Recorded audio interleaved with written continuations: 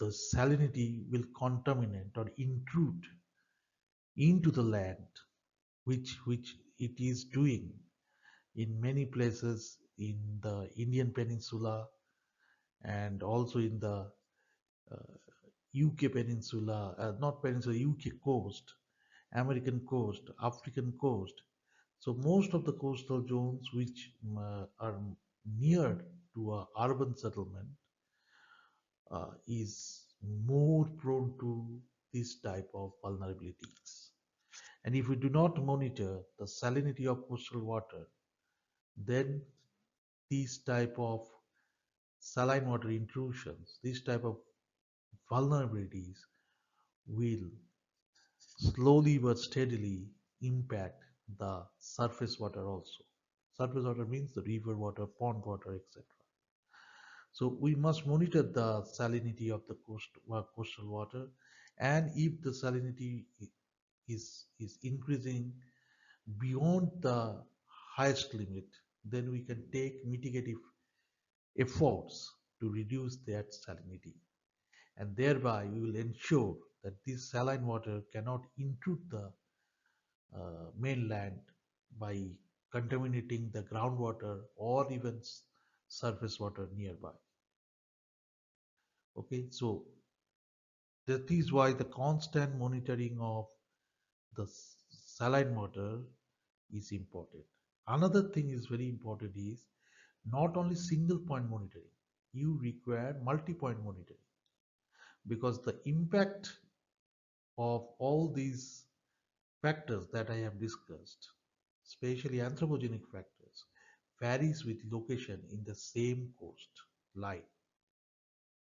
Okay, so in the same coastline, if you say, if this is a coastline, then the same coastline there might be very scarcer population in some place, very dense population in some area, moderate population in some other areas.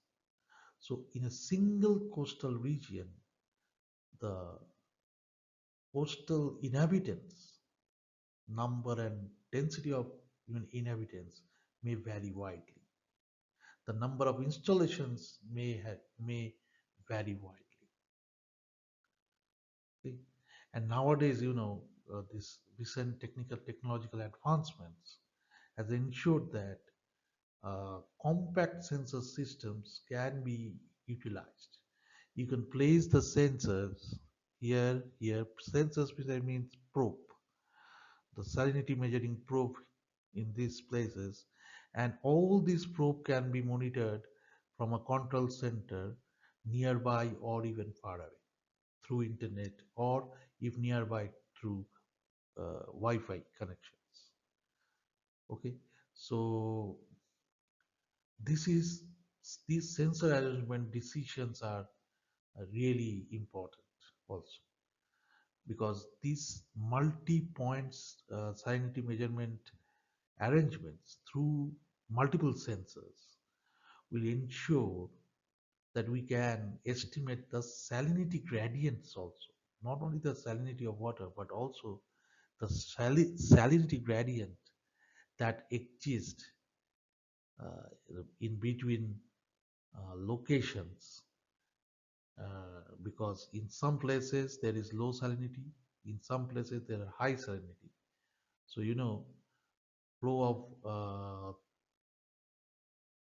flow of salts and other contaminate, contaminations will occur between the high and low points of salinity. Even some scientists are using these gradients to generate power also. Yes, some scientists are using these gradients, salinity gradients, to generate renewable energy.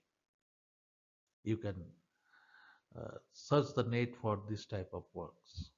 Okay, so but we also have to think about the cost of this entire arrangement to be installed.